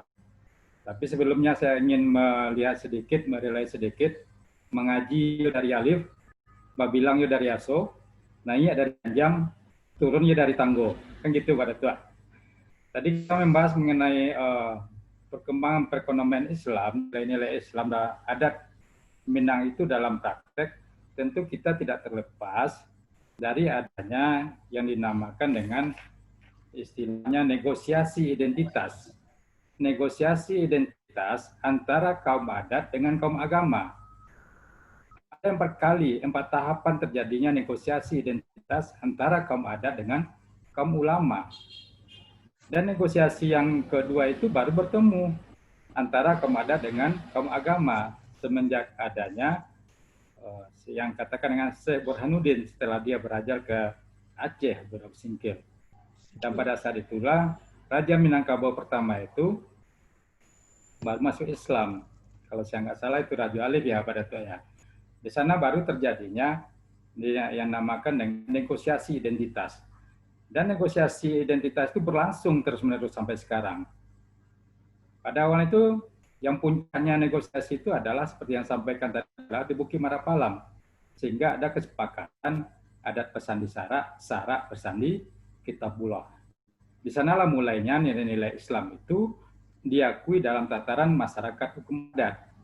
Sehingga semua struktur kemasyarakatan mulai dari kerajaan sampai kepada negari terlihat adanya negosiasi ini. Bahkan sampai sekarang tidak akan sah satu putusan kalau tidak dihadiri oleh kaum adat dan kaum ulama. Sampai saat ini. Itu ada tahapan-tahapannya banyak sekali dari 1, 2, 3, dan 4 dan sampai sekarang masih terjadi negosiasi identitas antara kaum adat dengan kaum agama.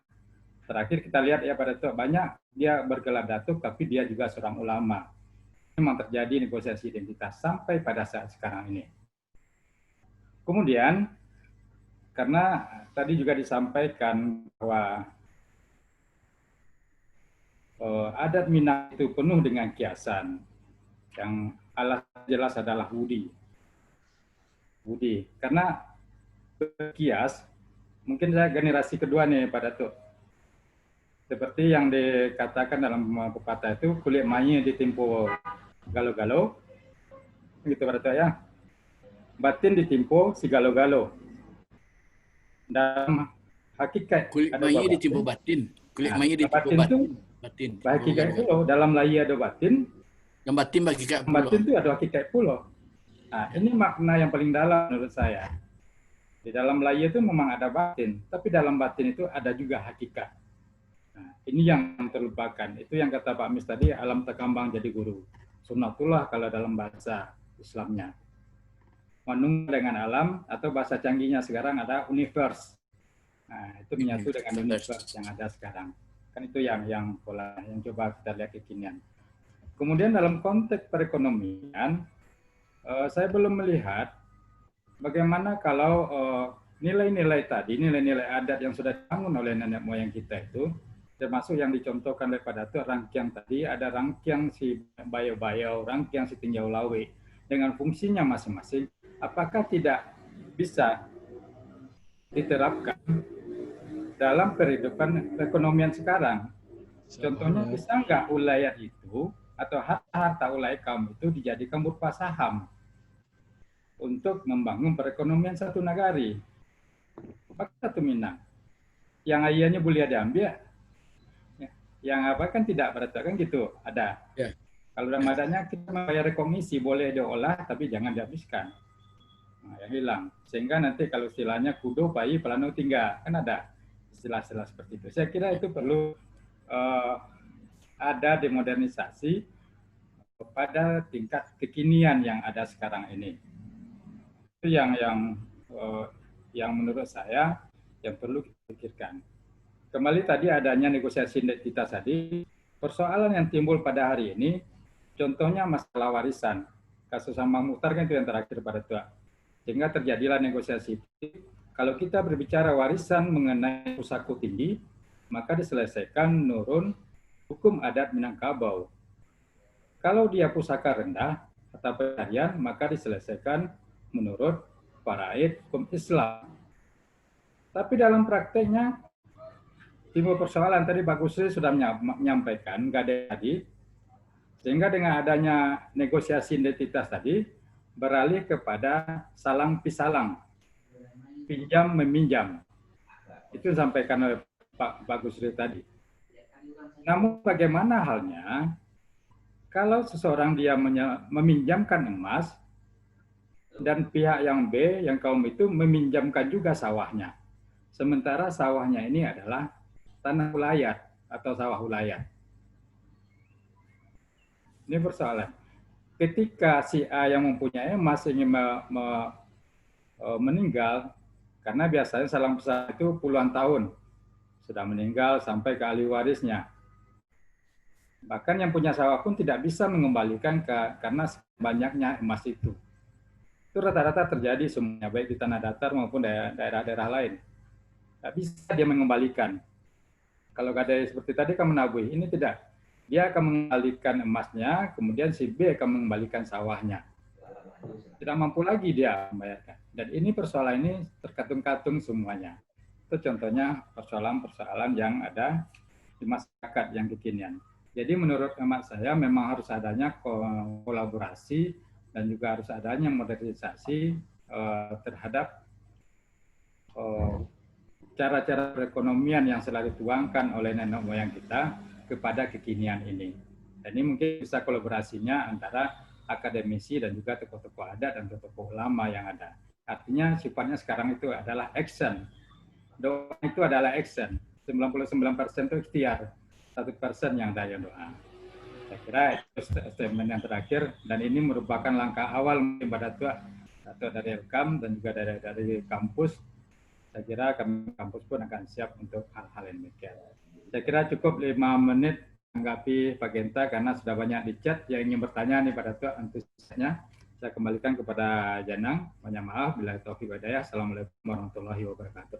Waalaikumsalam warahmatullahi wabarakatuh.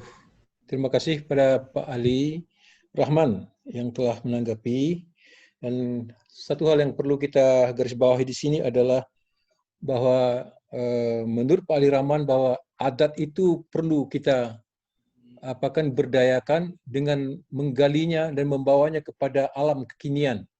Sehingga nilai-nilai adat yang telah dibikin pada zaman lampau itu masih bisa diterapkan di zaman sekarang ini. Dan itu sebenarnya sangat memungkinkan karena adat itu sendiri membuka diri untuk terus-menerus diperbarui. Seperti juga Mamangan Adat mengatakan, adat kok baju dipakai usang, adat dipakai baru. Lapuk-lapuk dikajangi, usang-usang diperbarui.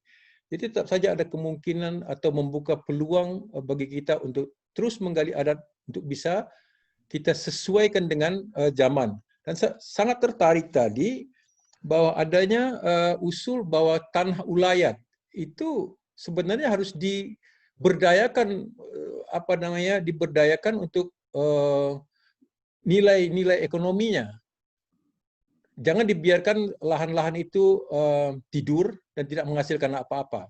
Jadi usulan bahwa kita menyerahkan lahan tapi dalam bentuk saham, dia tidak akan pernah hilang tapi akan menghasilkan kepada para orang yang memiliki tanah wilayah tersebut. Itu satu hal yang menarik yang mungkin perlu kita kaji ke depan. Jadi terima kasih Pak Ali. Selanjutnya kita akan bacakan beberapa pertanyaan. Mungkin di sini saya dibisikkan tadi hanya cukup 3 pertanyaan karena waktu yang membatasi kita. Yang pertama di sini saya lihat ada dari Pak Irwandi Nasir tadi. Mungkin tidak pertanyaan tapi kayaknya berupa komentar di sini ya. Itu ada perilaku memakua. Nah, ini memakua apa ini? Memakua pakai ladiang misalnya. Perilaku memakua adalah penyimpangan moral berdagang. Dia bicara tentang moral berdagang. Ya kebanyakan memang banyak terjadi seperti itu. Kalau dulu ya seperti kita makan di pasar teh dan tidak aja dulu, kemarin-kemarin pun pasti terjadi. Sehingga saya punya istilah yang namanya coreng anam. Kalau saya pergi makan di sebuah restoran dan kemudian dia mematok harganya tidak sesuai dengan harga pasaran yang ada, ya bagaimanapun ya karena kita tidak ada persetujuan dari awal terpaksa kita bayar. Tapi setelah itu di pintu kedainya atau di pintu ruang makannya saya coreng 6 kali. Artinya saya tidak akan pernah ke sini lagi. Jadi itu banyak terjadi orang kalau kami pakua ini banyak yang terpakia. Nah, begitu banyak orang yang terpakia. Jadi ini masalah moral, minta tolong kepada narasumber, mungkin terutama kepada para tua. Ya, nanti ditanggapi. Yang kedua itu dari pertanyaan dari Bapak Raymond Dantes, bagaimana perihal rumah makan Padang? Wah, ini sama yang tadi ya, yang tidak mencantumkan harga makanan dan minuman yang dijualnya, sehingga banyak konsumen yang terpeki-peki atau terkaget-kaget dengan tagihannya, terutama tamu dari luar daerah. Apakah ini termasuk adat Minang dalam berdagang? Bagaimanakah pandangan ABS-SBK terhadap ini? Apakah sudah sesuai dengan ABS-SBK? Nah, ini sebuah pertanyaan dari Pak Raymond Dantes. Dari Isnaniyah, dari adat. Yang ketiga itu pertanyaan dari, enggak ada Isnaniyah pertanyaannya. Dari ini ya, bisa jadi dari Isnaniyah. Bisa jadi nilai-nilai, prinsip-prinsip, dan strategi-strategi ekonomi dalam masyarakat budaya Minang masa lalu terlihat baik. Tapi nilai-nilai itu tampaknya tidak tampak ada gunanya lagi sekarang. Saudagar-saudagar Minang kalah saing di mana-mana. Pedagang Minang hanya mampu jadi PKL. Paling-paling sampai pedagang menengah. Itu pun tidak banyak. Dan amat sulit melampaui itu untuk bisa menjadi pedagang besar. Jangan-jangan nilai-nilai budaya yang berasal dari masyarakat agraris itu telah tidak kontekstual lagi kini di tengah masyarakat kapitalis industrial atau digital milenial ini. Nah, pertanyaannya bagaimana mentransformasikan nilai-nilai dan prinsip-prinsip ekonomi budaya yang dulu adiluhung itu bisa tetap fungsional sampai sekarang. Sehingga pelaku-pelaku ekonomi Minang dapat sukses sebagai pembisnis besar. Jadi pertanyaan kita ringkaskan adalah bagaimana mentransformasikan nilai-nilai adat kepada era bisnis di zaman milenial ini. Itu ada 3. Ada satu lagi pertanyaan di bawah sekali. Cukup itu saya kira. Enggak. 3 pertanyaan. Yang saya lihat di sini 3 pertanyaan. Yang pertama sekali kita berikan kesempatan kepada Bapak Inyak Datuk Majolelo untuk memberikan tanggapan kepada Inyak Datuk, kami persilakan. Terima kasih Engku Janang. Apresiasi kita sampaikan kepada penanya Komisi 3. Dia coba menjawabnya, menanggapinya, kan? Tadi ada perilaku memakuk di rumah makan, kan? Memang seperti yang sampaikan, ini adalah sikap-sikap perilaku pedagang Minang yang tidak memahami substansi dari adat tadi itu. Nilai adat itu budi, akhlak, ya kan? Dia gagal memahami, ya kan? Apa itu hakikat dari adat tersebut, ya kan? Jadi barangkali para pedagang-pedagang seperti itu, termasuk nanti ditanya Pak Raymond, memakan Minang yang tidak membuat tarif sehingga orang tak pakai, ya kan? Nah, Ini adalah perilaku-perilaku Minang yang mengalami krisis, mengalami degradasi dan distorsi dalam pemahaman adat. Ya kan? Jadi dia perlu kembali belajar bagaimana memahami, menjadikan orang Minang menjadi menjadi orang beradat gitu. Sebab Minangkabau kegagalan memahami adat itu akan melahirkan perilaku-perilaku seperti itu. Nah, itu komentar Rambo tentang dua pertanyaan yang disampaikan oleh termasuk Pak Raymond tadi. Kemudian kan bagaimana transformasi nilai-nilai adat dalam kondisi kekinian.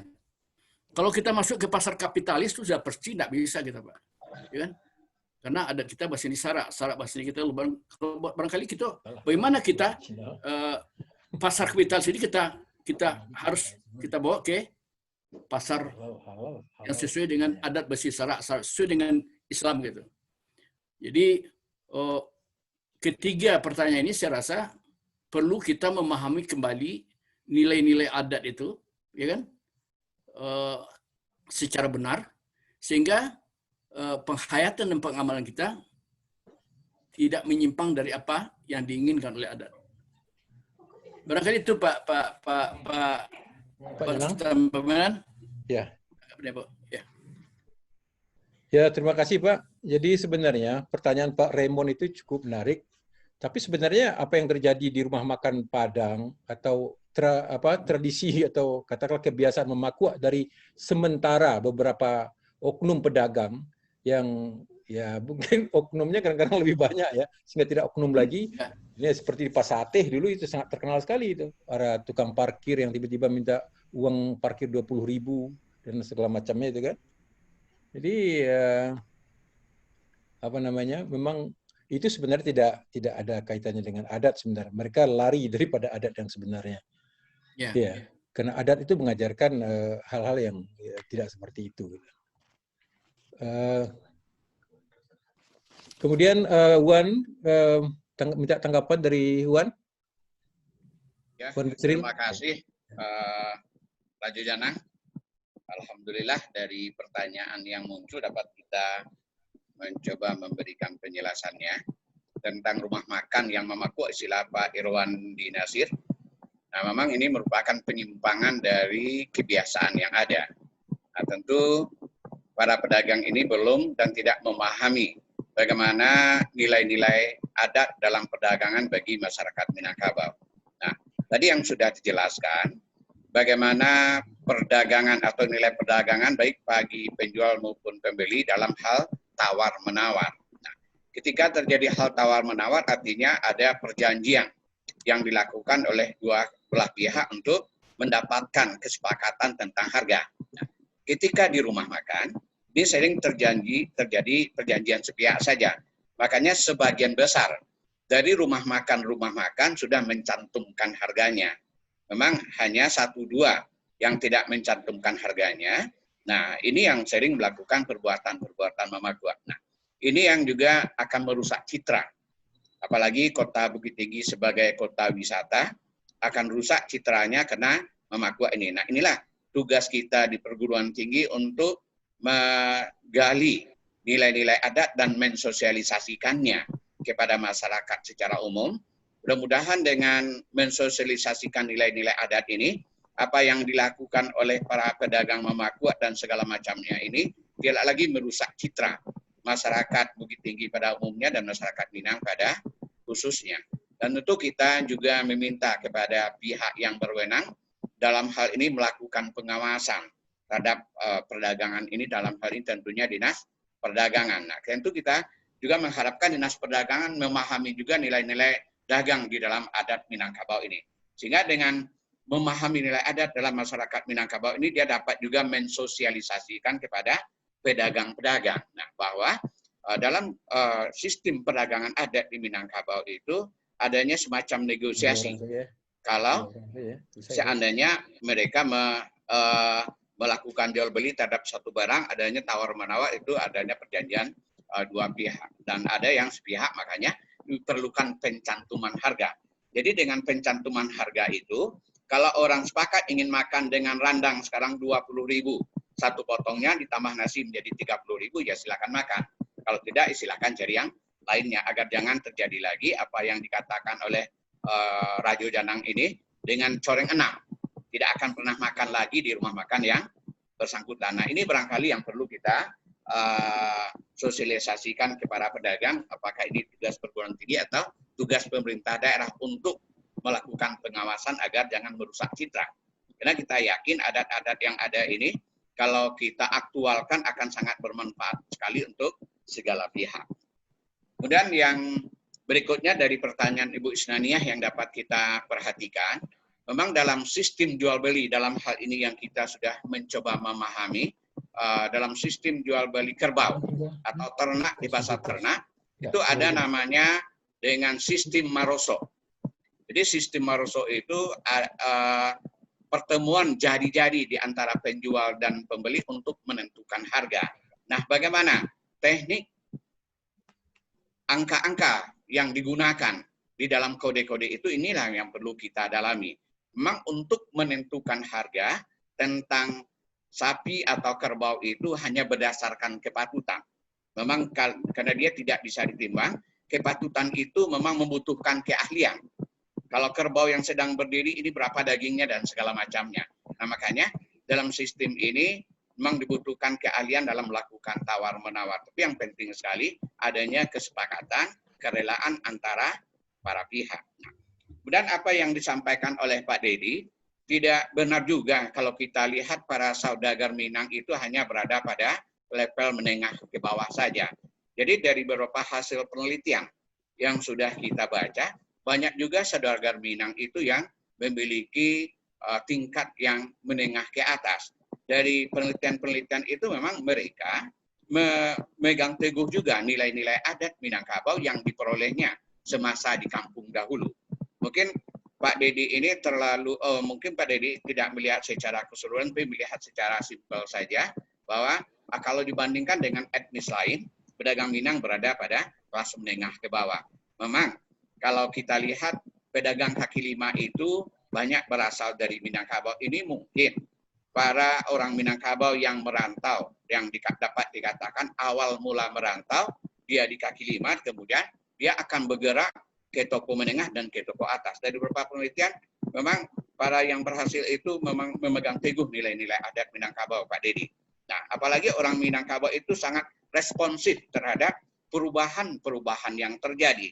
Karena mereka bermoto caliak contoh kanan sudah, caliak tua kanan manang, alam tekambang menjadi guru. Jadi dia cepat sekali melakukan respon terhadap perubahan-perubahan. Barangkali itu yang dapat kita sampaikan Pak Rajo Janang. Demikian saja. Assalamualaikum warahmatullahi wabarakatuh. Waalaikumsalam warahmatullahi wabarakatuh. Terima kasih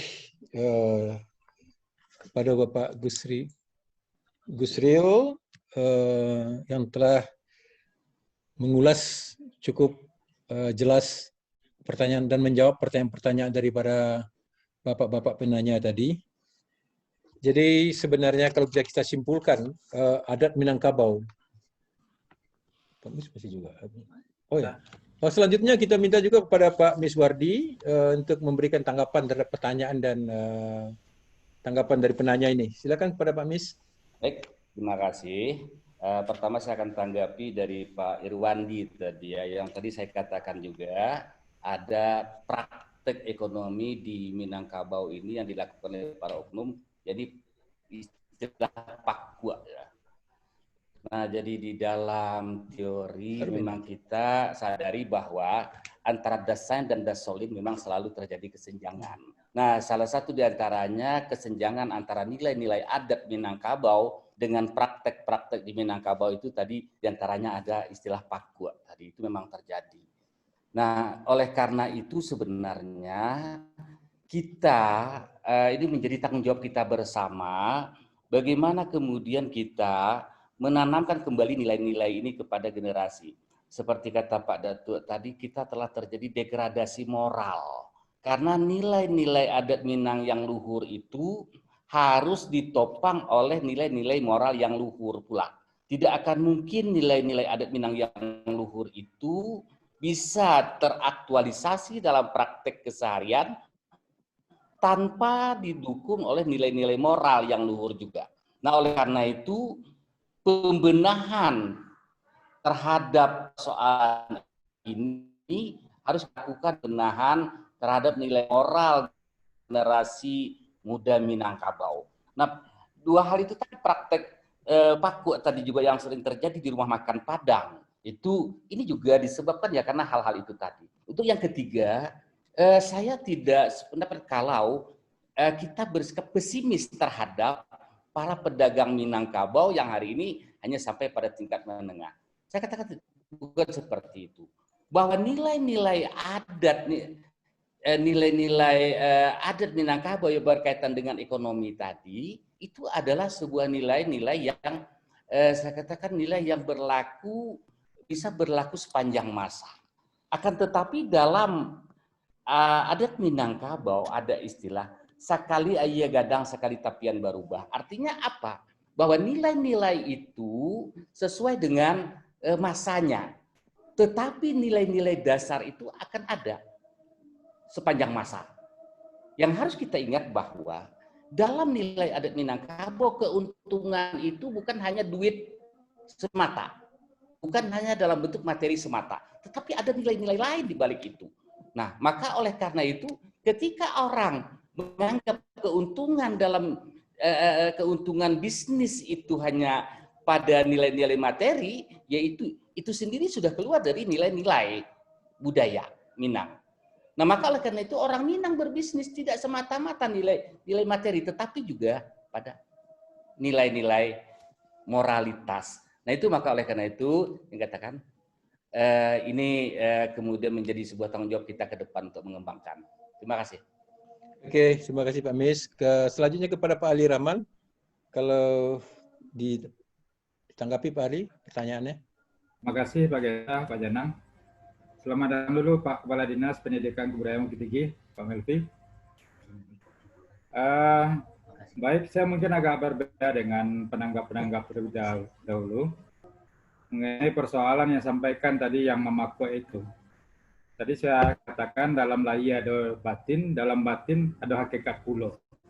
Kembali kepada inner dari manusia Minang itu sekarang.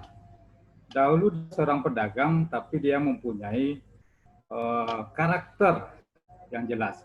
Sapareman-pareman orang dulu, nya pandai ngaji, nya pandai baca kitab. Itu kalau dulu. Artinya bagaimana?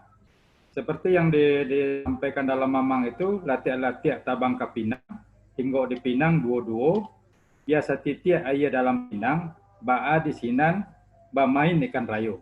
Ini maknanya luas ini. Nah, menurut saya pada tua. Jadi artinya memang kembali memperbaiki diri dari manusia Minang itu sendiri, mana yang hakikatnya. Kalau dulu kita bisa mengaji mana yang jasad, mana yang jiwa, mana yang ruh. Ada yang kaji taga, ada yang kaji dudua. Basile laye mencari kawan, basile batin mencari Tuhan. Kan gitu dulu pada tua. Artinya apa? Karakter Minang itu memang ada. Perpaduan antara Islam dan adat itu ada pada diri orang Minang, pada pemuda Minang.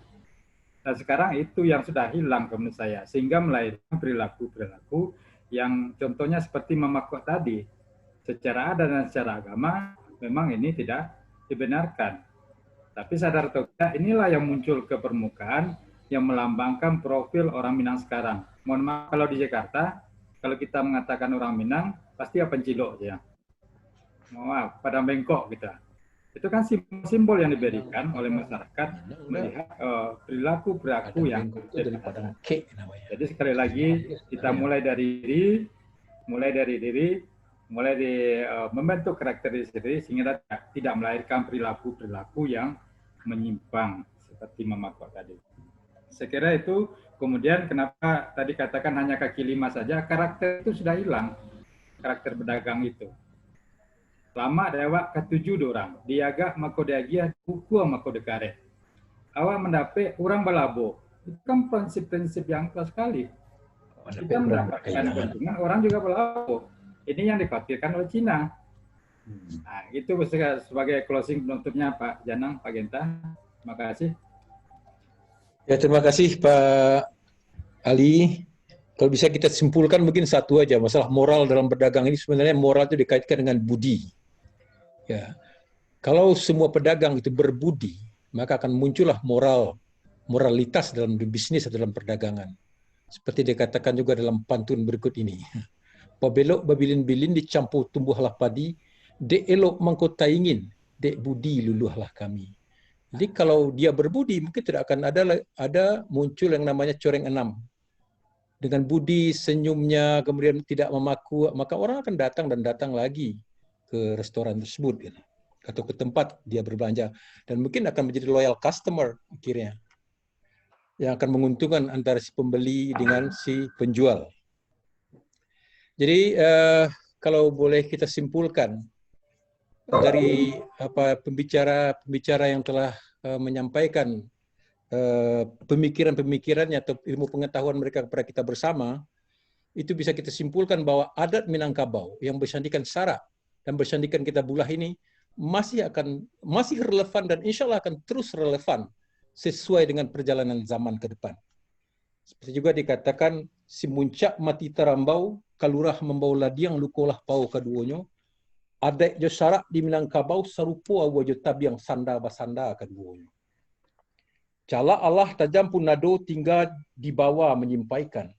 Syarat Allah hadat punado tinggal di awak memakaikan.